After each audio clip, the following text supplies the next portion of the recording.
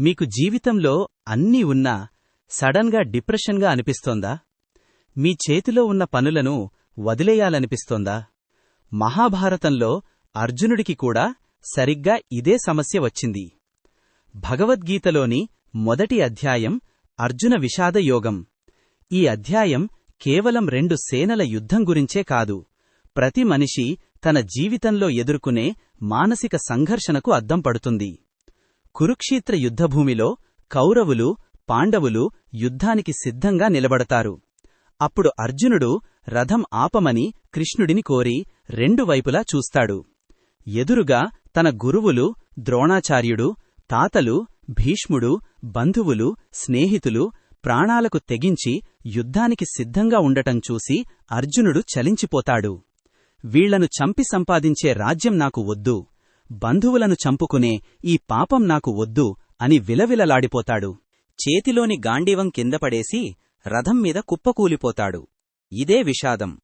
నేటి యువత ఉద్యోగంలో టార్గెట్లు అందుకోలేక, బిజినెస్లో నష్టాలు వచ్చి లేదా ఫ్యామిలీ ప్రెషర్ తట్టుకోలేక సడన్గా చేతులెత్తేస్తారు.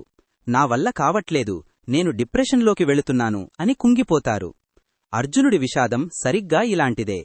జీవితంలో అనుకోని సమస్య ఎదురైనప్పుడు మైండ్ బ్లాంక్ అయిపోయి ఏం చెయ్యాలో తెలియని పరిస్థితే అర్జున విషాదం. అర్జునుడు వీళ్లంతా నావాళ్లు, వీళ్లకి నొప్పిస్తే ఎలా అని ఆలోచించి వెనకడుగు వేస్తాడు. నేటి రోజుల్లో కూడా చాలామంది తమ రిలేషన్షిప్స్, ఫ్యామిలీ బాధ్యతల వల్ల తమ వ్యక్తిగత ఎదుగుదలను, కెరియర్ను కోల్పోతుంటారు. అనవసరమైన ఆలోచనలతో, ఓవర్ థింకింగ్ ఉన్న అవకాశాలను చేజార్చుకుంటారు.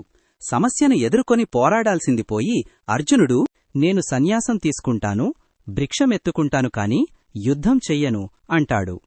కష్టాలు రాగానే బాధ్యతల నుంచి పారిపోవాలనుకునే నేటి మైండ్సెట్కి ఇది సరిగ్గా సరిపోతుంది. మెసేజ్: భయపడి పారిపోవడం పరిష్కారం కాదు. సమస్య ఎంత పెద్దదైనా కృష్ణపరమాత్మ అండగా నిలబడి ధైర్యం చెప్పినట్లే. మీలోని ఆత్మస్థైర్యమే మిమ్మల్ని గెలిపిస్తుంది. మొదటి అధ్యాయం మనకు నేర్పే పాఠమేంటంటే, సమస్యను చూసి కుంగిపోవడం కాదు, ఎదురు నిలబడటం ముఖ్యం. ఈ వీడియో మీకు నచ్చిందనే అనుకుంటున్నాను. ఇలాంటి మరిన్ని ఇంట్రెస్టింగ్ వీడియోస్ కోసం మన ఛానల్ని సబ్స్క్రైబ్ చేసుకోండి.